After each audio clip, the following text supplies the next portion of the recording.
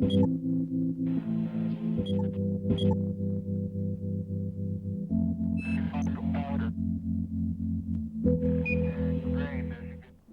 ناظرین، میں آپ کو پروگرام میں پھر خوش آمدید کہتا ہوں، اور میں نے ایک سوال کرنا ہے ڈرگ انسپیکٹر کا جو میں نے آپ پہ چھوڑا تھا. تو میں اب ڈاکٹر صاحب سے پوچھتا ہوں کہ ڈرگ انسپیکٹر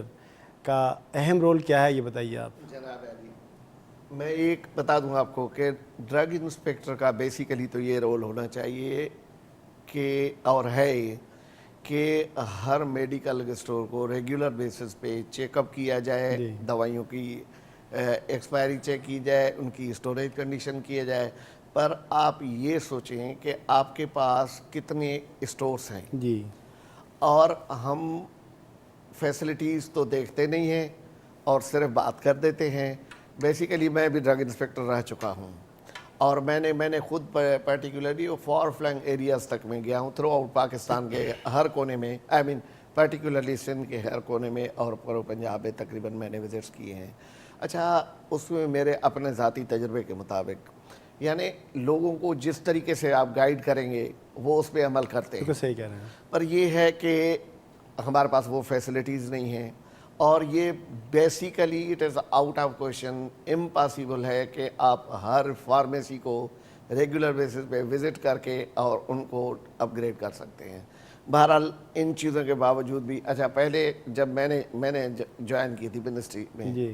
تو اسی وقت ٹوٹل 4 آدمی ہوتے تھے پاکستان کے لیے، اور پھر گورنمنٹ نے کوشش کرتے کرتے نہیں ماشاءاللہ آپ کا تو بہت کلیدی رول رہا ہے، اور بہت عرصے تک آپ نے اس کو بڑا اچھی طرر مینیج کیا ہے. ایگزیکٹلی ڈاکٹر صاحب، ابھی اس سے مطلب یہ ہے کہ اس کے مطابق ابھی یہاں تک ہو گیا ہے کہ ہر ڈسٹرکٹ لیول پہ گورنمنٹ کی جو ہماری ڈیمانڈ ہے، ہماری پاکستان فارماسسٹ ایسوسی ایشن کی ڈیمانڈ ہے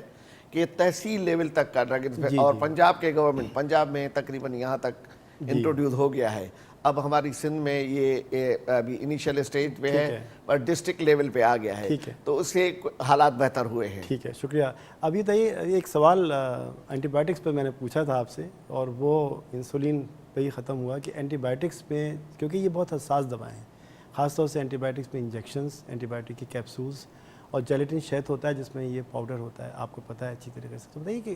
یہ اینٹی بائیوٹکس کو بھی کوئی خاص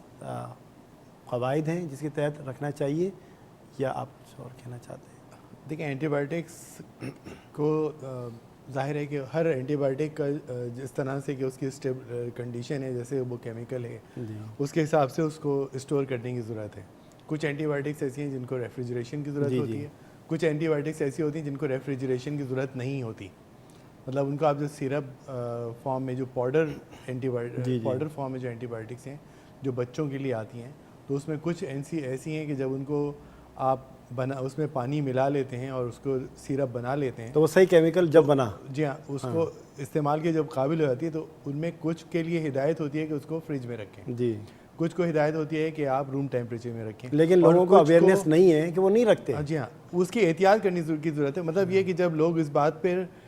دھیان دیں گے تو وہ اس کو کرنے لگیں. صحیح ہے، ٹھیک ہے. صحیح. اور اس کے اندر اس میں وہ بہت سی اینٹی بائیوٹکس ہیں جو کہ روم ٹیمپریچر پہ رکھنا چاہیے، اور ان کو فریج میں نہیں رکھنا چاہیے. ہدایت یہ ہے کہ نہیں رکھیں. صحیح ہے.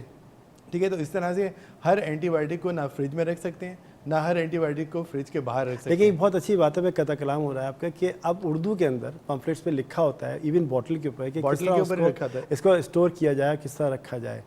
جی دیکھیں، جہاں تک پڑھنے کا اور جو کچھ لکھا ہوا ہے اس پہ عمل کرنے کا سلسلہ ہے، تو یہ آپ کا جو دروازہ ہے باہر کا، اس پہ پش اینڈ پل لکھا ہوا ہے. جی، آپ کو بہت سے لوگ جو ہے نا پش کو پل کرتے ہوئے نظر آئیں گے، اور پل کو، تو وہ مسئلہ الگ ہے. لیکن دوسری بات یہ ہے کہ جو اینٹی بائیوٹکس کے اندر ایک اور امپورٹنٹ چیز ہے کہ ان کو نہ صرف یہ ہے کہ ان کا اسٹوریج جو ہے اس کو اس طرح سے کیا جائے جس طرح سے ہدایات دی گئی ہیں، بلکہ اینٹی بائیوٹکس کو اسی طرح سے استعمال کیا جائے جس طرح سے ڈاکٹر نے ان کو بتایا ہے استعمال کرنے کی، ہدایت بتائی کہ جس طرح سے اور جتنی مدت تک کے لیے کہا ہے اتنی مدت تک استعمال کریں. کیونکہ اینٹی بائیوٹکس کا استعمال نہ کرنا جو ہے، اس سے وہ اینٹی بائیوٹک جو ہے نہ صرف غیر مؤثر ہو جائے گی کچھ عرصے کے بعد، بلکہ یہ کہ دوسروں کے لیے بھی وہ بیکٹیریا جو اس سے ریزسٹنس ڈیولپ کرے گا، اگر وہ کسی میں انفیکشن کریٹ کرے گا تو وہ اس کے لیے بھی اینٹی بایوٹک جو ہے وہ اب ایک عام آدمی ہے جی میں یہاں ایک چیز ایڈ کروں گا کہ ایکچولی بالکل ہماری گورنمنٹ کو زیادہ سے زیادہ یہ دھیان دینا چاہیے کہ یعنی antibiotic should not be do I must say that each and every drug should be dispensed according to the prescription بس بٹ خیال کر کے یہ اینٹی بایوٹک تو بغیر پرسکرپشن کے بالکل نہیں دینی چاہیے. صاحب آپ اینٹی بایوٹک کی بات کر رہے ہیں, یہاں تو سونے کی دوائیں لیگزنٹرل سے لے کے اور جو بھی اینٹی ٹرانکولائزرز ہیں وہ بھی بغیر پرسکرپشن کے دی جاتی ہیں اور لوگ لے رہے ہیں ان کو استعمال کرتے ہیں اور ایسے پینٹس جیسے کھا رہے ہوتے ہیں. میں نے مین سبب اس کا یہ بتایا, جیسے ہمارے اظہار صاحب نے فرمایا کہ اگر ایک دکان ایک میڈیکل اسٹور والا نہیں دے گا تو دوسرا دے دے گا. تو مسئلہ یہ کہ مسئلہ یہ نہیں ہے کہ کیا دوا دی جاتی ہے, مسئلہ یہ ہے کہ کیا ہمارا سسٹم اتنا اسٹرانگ ہے کہ ہم اس کے لیے ہمیں اویئرنیس جی ہاں بالکل اویئر جو ہم آج کر رہے ہیں یہ جو ٹاک شوز ہیں اس سے کافی اویئرنیس آتی ہے. اچھا اب دیکھیے ایک عام آدمی فارمیسی جاتا ہے, لے مین ہے, اسے کچھ نہیں پتا, اسے دوائیں خرید کے لے آیا, پیسے دے کے آ گیا اور کتنی مہنگی دوائیں آتی ہیں یہ آپ کو پتہ ہے اور آپ کو بھی پتہ ہے. لیکن اب کیا گارنٹی ہے کہ جو دوا وہ لے کر آیا ایک فارمیسی سے وہ صحیح ہے, ختم نہیں ہو چکی, اس کی ایک لائف ختم نہیں, جو آپ بتایا شیلف لائف ختم نہیں ہوئی, یا وہ ختم ہو چکی ہے بالکل اس کی پوٹینسی. آپ کیا کہنا چاہیں گے اس میں؟ یہ کہ کیسے وہ جانچ کرے, کیسے وہ پڑتال کرے وہ, مطلب اگر آدمی جیسے آپ اربن سیٹنگ جتنے بھی شہر میں ہیں اور لوگ پڑھے لکھے ہیں سب جی, اور ان کو پتہ ہے کہ جو ٹیمپریچر ہے کیا لکھا ہوا ہے, جی, اگر وہ کچھ 2-4 دوائیں ایسی دیکھ لیں کہ جس کے لیے کہ ایک خاص اسٹوریج کنڈیشن کی ضرورت ہے, ان کو ایک خاص درجہ حرارت پہ رکھنا ہے, تو کم از کم وہ دیکھ لیں گے وہ دوائیں کہاں رکھی ہوئی ہیں, تو اس کو بہت آسانی سے پتہ چل جائے گا کہ وہ اس میڈیکل اسٹور کے اندر. آپ کو مطلب یہ کہ اگر ڈرگ اسٹور میں کنڈیشن میں دوائیں صحیح نہیں رکھی تو نہ خریدے. کوشش تو ڈاکٹر صاحب یہ ہو رہا ہے, کچھ چیزیں اپیرنٹلی ہوتی ہیں جو لا کے لیے ریکوائرمنٹ, اور فار ایگزامپل اگر آپ فارمیسی کا لائسنس لینا چاہتے ہیں, میڈیکل اسٹور کا لائسنس لینا چاہتے ہیں, تو اس کے لیے مین کنڈیشن ہوتی ہے, پہلے ریکوائرمنٹ ہوتی ہے فارماسسٹ کی, اس کے ساتھ ہوتی ہے ریفریجریشن کی, ریفریجریٹر ضرور ہونا چاہیے. تو اگر فار ایگزامپل جہاں لائٹ نہیں ہوتی تو وہاں باقاعدہ ایک پروویژن گورنمنٹ نے دیا ہوا ہے کہ آئس باکس تک پرووائڈ کیا جائے. اس کا مقصد یہ ہمارے رولز سب بنے ہوئے ہیں پر صحیح طریقے سے ان پہ پریکٹس نہیں ہو رہی, اور جس کے لیے آپ کو اور ہمیں سب مل کو کوشش کرنی چاہیے. کتنی پرسنٹ دوائیں آپ سمجھتے ہیں کہ آپ یہ دیکھیے اس میں اسی پوائنٹ کو میں آگے لے کے چلوں گا کہ جو فریج رکھا ہوا ہے, جو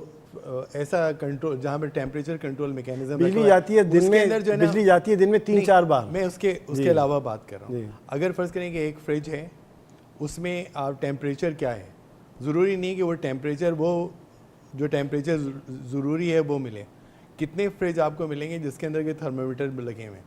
ٹھیک ہے, یا آپ کو پتہ چل سکتا ہے یا اس کو کبھی چیک کیا جاتا ہے. دوسری بات ہے کہ اس فریج کے اندر جو چیزیں رکھی ہوئی ہیں وہ اس طرح سے ہوں کہ وہاں پر سرکولیشن ہو, تاکہ جو ٹیمپریچر آپ کو چاہیے وہ اس پہ مینٹین رہے. اگر وہاں پر آپ نے اس کے اندر بہت زیادہ چیزیں ڈل گئیں تو وہ سرکولیشن ختم ہو جائے گی اور وہ ٹیمپریچر مینٹین نہیں کرے گا. ایک اور امپورٹنٹ چیز یہ ہے کہ جو دوا رکھنے کے لیے فریج استعمال ہو رہا ہے اس میں اور چیزیں نہ رکھی جائیں, یعنی آئس کریم نہ رکھی جائے, اس میں مختلف اور چیزیں نہ رکھی جائیں, کولڈ ڈرنکس نہ رکھی جاتی ہیں جو ہے نا, جو کہ فارمیسی والا رکھ دیتا ہے, جو چیزیں جو ہے نا دیکھیں اس کے اندر جو رکھی جاتی ہیں اس کی ایک وجہ یہ ہے کہ اویئرنیس نہیں ہے. آج آپ کسی بھی دکان پر کہیں پہ بھی چلے جائیں پاکستان میں, کراچی سے لے کے پشاور تک, اور کسی چھوٹی سے چھوٹی جگہ پہ جائیں, کوئی شخص آپ کو منرل واٹر کی بوٹل کھول کے نہیں لا کے دے گا, وہ آپ کو لا کے دے گا, آپ اس کی سیل خود اتاریں گے. کیوں؟ اس وجہ سے کہ آپ نے اویئرنیس پیدا کر دی. کوئی آدمی جو ہے وہ کھلی ہوئی بوتل لینے کو تیار نہیں. اگر آپ اس طرح کی اویئرنیس جو ہے وہ دوا کے لیے کریٹ کریں تو دوائیں بھی جو ہے نا اسی طرح سے مل نہیں رہیں گی. تو ڈاکٹر صاحب یہاں میں یہ ایڈ کرنا چاہتا ہوں, تو اسی وجہ سے ابھی زیادہ تر دیکھیں ہر مینوفیکچرر نے کوشش کی ہے کہ پلفر پروف باٹل اپنا وہ انٹروڈیوس کروائی ہے, تاکہ ایک قسم کی ایک سیکیورٹی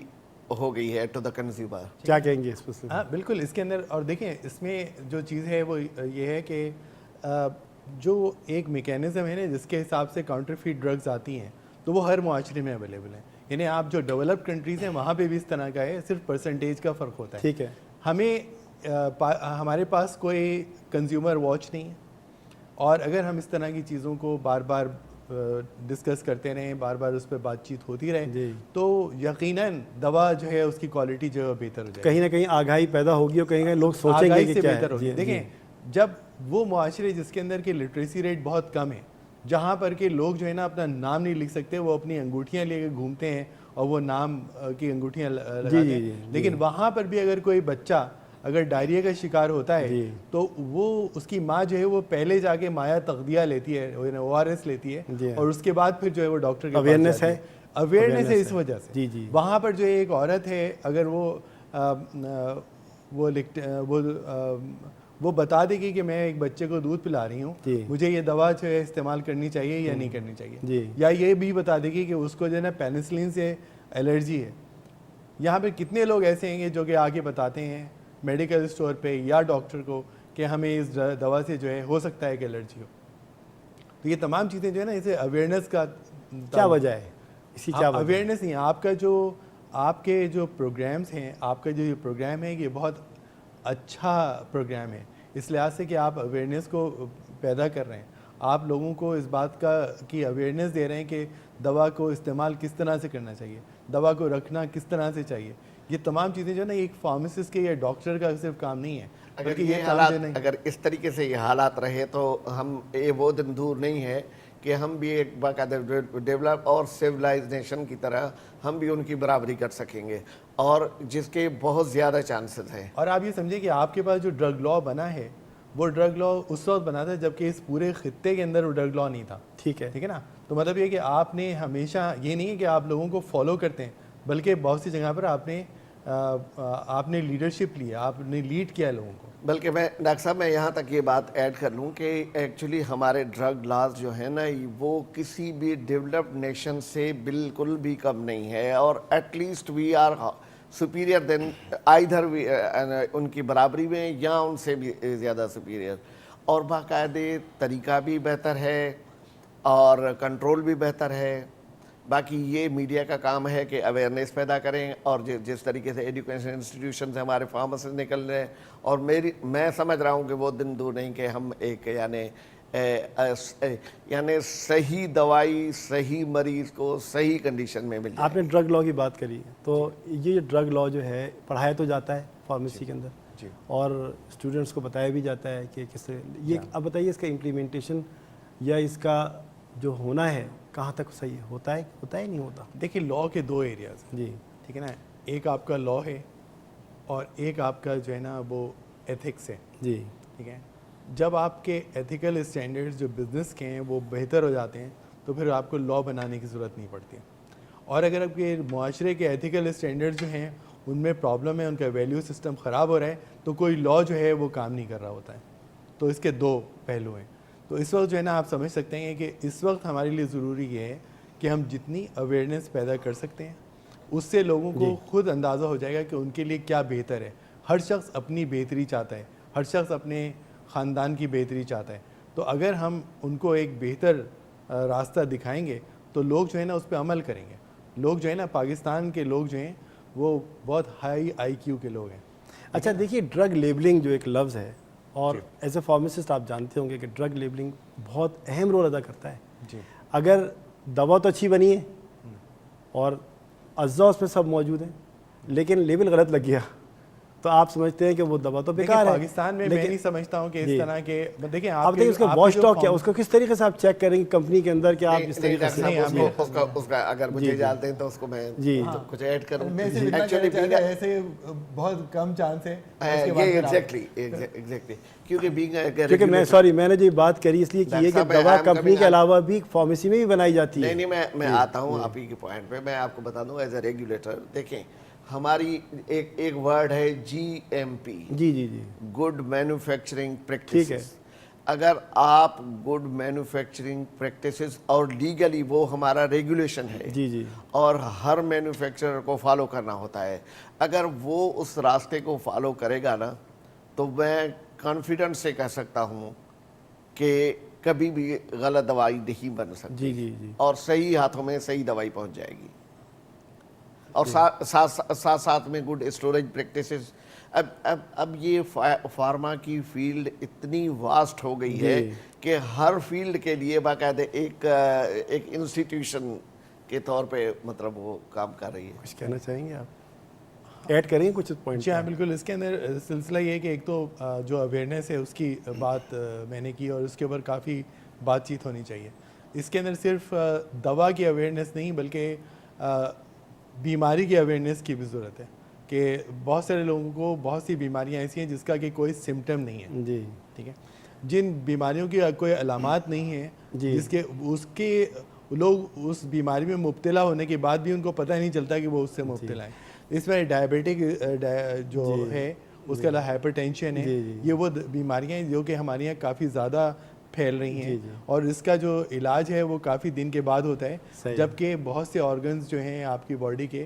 وہ ڈیمیج ہو جاتے ہیں. شکریہ ڈاکٹر صاحب پروگرام میں تشریف لانے کا, آپ کا بہت دونوں بہت حضرات شکریہ کا, اور میں بہت مشکور ہوں کہ آپ ہم نے بڑے مفید مشوروں سے نوازا اور لوگوں نے دیکھا بھی اور سمجھنے کی کوشش کی کہ دوا کا اسٹوریج کس طرح کیا جاتا ہے. جی ناظرین, آپ نے دیکھا کہ